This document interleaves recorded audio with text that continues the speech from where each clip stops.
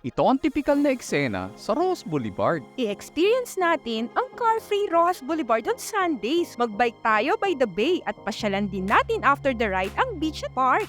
Tara! Let's go!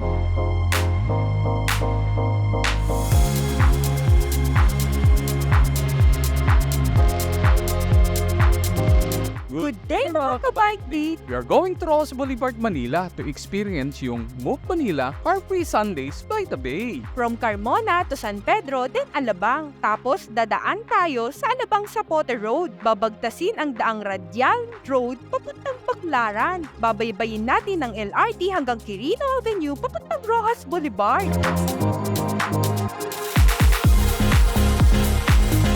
Pagdating natin ng Alabang, daan tayo sa ilalim ng viaduct papuntang Alabang Zapote Road. Kailangan ng ekstrang ingat.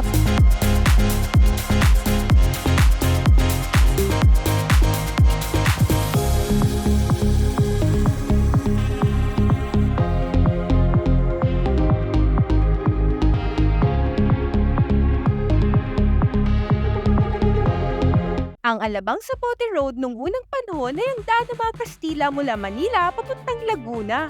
Ang tawag nila dito ay Camino Real o Royal Way. Minsan, naririnig ko pa rin yung kataganang iyon na tinutukoy sa Las Piñas na nagmumula sa Alabang Festival Mall hanggang sa Pote.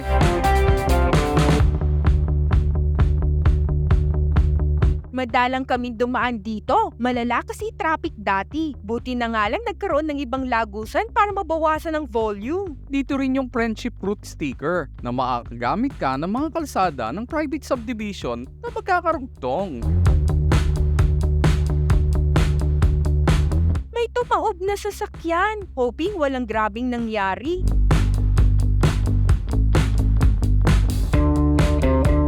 Sa Pote na tayo. Halos nasa dulo na tayo ng Las Piñas. Dito tayo dadaan papuntang Baclaran. First time namin dumaan dito. Ano kaya itsura ng lugar? Yung elevated road ay karugtong ng C5.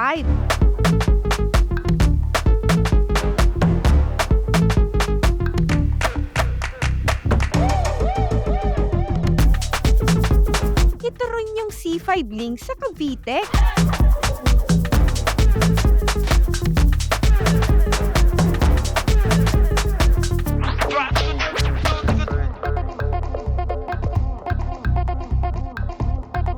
Kapag narinig ko ang Donggalo, naaalala ko si Andrew na dito lumaki.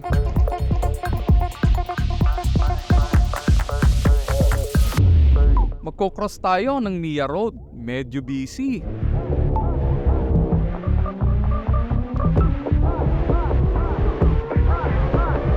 Ang buong akala ko ay naayos na ang Baclaran. Puro tindahan pa rin pala sa kalsada. Medyo kumain ng oras ang pagdaan namin dito. We should have taken other route. Ang plan din kasi namin ay baybay ng LRT hanggang Quirino Avenue.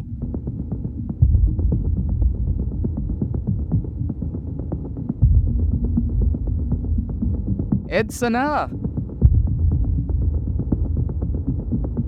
Libertad na! Marami rin nagtitinda sa kalsada.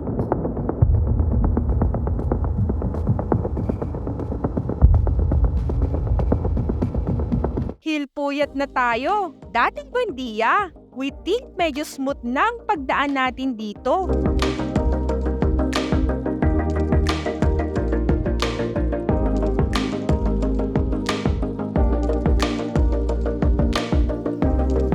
Ocampo Street, dating dito Cruz. Mukhang tuloy-tuloy na tayo.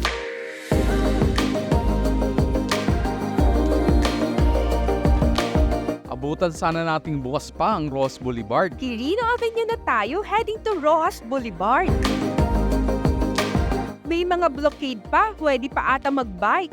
Yes, inabot natin ang Ross Boulevard na open for bikers and runners. Late na tayo. We only have 30 minutes to cycle the stretch of Car-Free Sundays by the Bay. Open siya every Sunday from 5 to 9 ng umaga. Na-late tayo, naipit tayo sa part ng Baclaran. Next time, sa iba na tayo dadaan. Clearly, ang cyclist ay sa left side at right side naman ang naglalakad at nagja-jogging.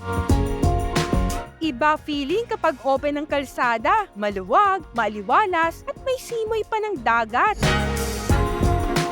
Ang kagandahan pa, kaya abot hanggang Luneta ang ruta. Pagkatapos mag-bike, sabay pasyal pa. May fun run pala earlier. Nasa grandstand na sila lahat para sa awarding. Pasok tayo mamaya sa Dolomite Beach. Ang kakaiba dito, comparing sa napuntahan na naming car-free route, ay ang view ng dagat. Feeling mo talaga ay open na open.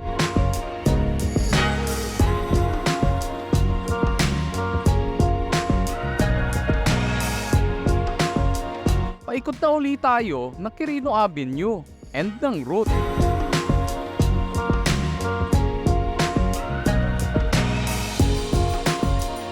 Time is up na. I-open na 4 cars. Buti na lang nakaisang ikot pa tayo.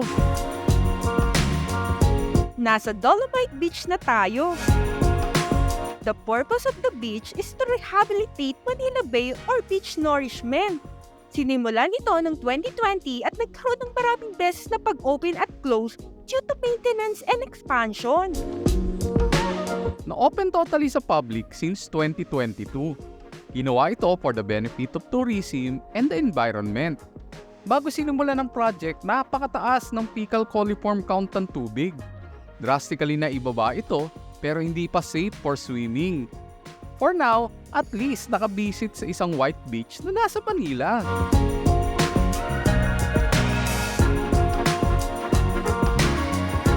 Pasyal muna tayo sa Luneta bago umuwi. Daan lang muna tayo sa Monumento ni Rizal. Naalala ko tuloy nung maliit pa kami na namamasyal dito. Pero this time, iba na ang feeling. Pakiramdam ko ngayon na kailangang i-share sa next generation. Ito ang bago sa akin.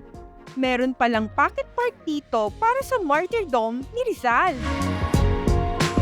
Ito pala yung pinaniniwala ang actual site ng kanyang execution. Makikita ang 3 version ng kanyang huling paalam. Sculpture depicting yung notable stages ng kanyang buhay at ng eksena ng kanyang kamatayan. Pauwi na tayo.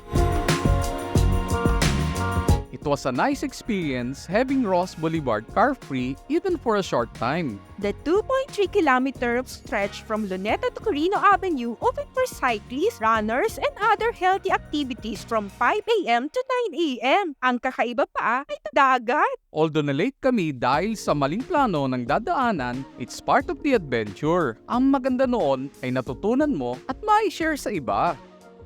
Hanggang dito na lamang ang journey natin mga ka-bike date. Thanks for watching! Please like, share, and subscribe! Press na lang din ang bell button para ma-notify kayo sa aming latest upload. Comment na rin kayo for our improvement. Pwede ring panoorin ng ibang videos dito. Until next bike date, bye!